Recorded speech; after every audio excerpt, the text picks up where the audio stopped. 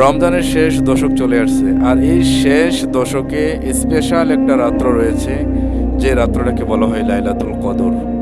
এই লাইলাতুল কদর কোন রজনীতে? রাসূল সাল্লাল্লাহু আলাইহি ওয়াসাল্লাম বলেছেন, তোমরা বেজোর রাত্রিগুলোতে লাইলাতুল কদর তালাশ করো।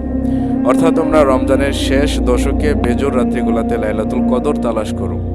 কিন্তু আমাদের ক্ষেত্রে হয় কি, আমরা শুধুমাত্র 27শে রজনীকে লাইলাতুল কদর বলে ইবাদত করি, আর বাকি রাত্রিগুলোতে আমাদের কোনো খেয়াল থাকে না। আসলে একজন প্রকৃত মুমিন যারা লাইলাতুল কদর পেতে চায়, তারা শুধু একটা রাত্রির উপর সীমাবদ্ধ থাকে না, বরং তারা রমজানের শেষ দশকে প্রত্যেকটা রাত্রিতে লাইলাতুল কদর তালাশ করি। তো এবার আসুন আমরা লাইলাতুল কদরের রজনীতে আমরা কি আমল করব। বেশি বেশি নফল নামাজ পড়ব। যাদের কাজা নামাজ রয়েছে তারা কাজা নামাজগুলো আদায় করব। 2 নম্বর কোরআন তেলাওয়াত করব, কারণ এই লাইলাতুল কদর রাত্রিতেই কিন্তু কোরআন নাজিল হয়েছে। আল্লাহ তাআলা বলেছেন, ইন্না আনজালনাহু ফি লাইলাতিল কদর। আমি এই রাত্রিতে লাইলাতুল কদর, আমি লাইলাতুল কদরের রজনীতে কোরআন নাজিল করেছি। তো এই জন্য যেহেতু এই রাত্রিতে লাইলাতুল কদরের রাত্রিতে আল্লাহ তাআলা বলেছেন, আমি এই লাইলাতুল কদরের রজনীতে কোরআন নাজিল করেছি।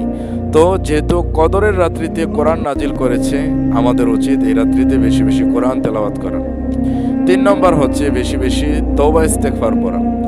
দেখেন, যদি রমজান পাওয়ার পরও আমরা গুনাহ মাফ না করাতে পারি, আল্লাহর কাছে তওবা না চেয়ে আনতে পারি, আল্লাহর কাছ থেকে যদি আমরা গুনাহ ক্ষমা করাতে না পারি, তাহলে রাসূল বলেছেন আমাদের মতো কপাল পোড়ার কেউ হতে পারে না।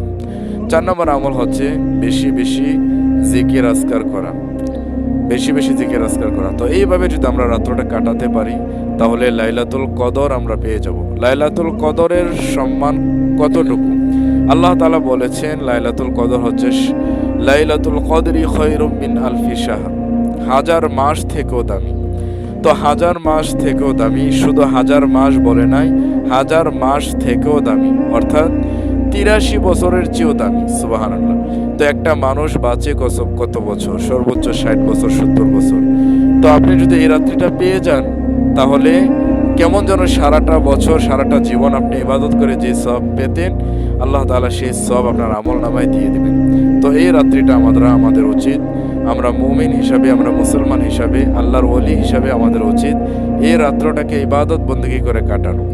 21শে রজনী, 23, 25, 27, 29 এই 5টা রজনীতে যদি আমরা ইবাদত করে কাটাতে পারি, ইনশাআল্লাহ লাইলাতুল কদর পেয়ে যাব। আল্লাহ তাআলা আমাদেরকে সেই সুযোগ করে দেখ, পড়ে না আমিন।